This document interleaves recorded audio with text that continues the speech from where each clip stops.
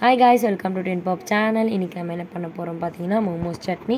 அதுக்கு நான் ஒரு பேனில் 2 கிளாஸ் ஆயில் விட்டுக்கிறேன். அது கூட நான் 3 டொமேட்டோஸ் 4 காஞ்ச மிளகாவை ஆட் பண்ணிக்கிறேன். இது நல்லா தோல்லாம் பீல் ஆகி வரணும். இதுக்கு ஒரு 10 மினிட்ஸ் ஆகும். அதை நல்லா கம்ப்ளீட்டாக கூல் டவுன் பண்ணி மிக்ஸியில் ஒரு ஃபைன் பேஸ்ட்டாக அரைச்சி எடுத்துக்கலாம். அதுக்கடுத்து இன்னொரு பேனில் ஒரு 2 ஸ்பூன் ஆயில் விட்டுக்கிறேன்.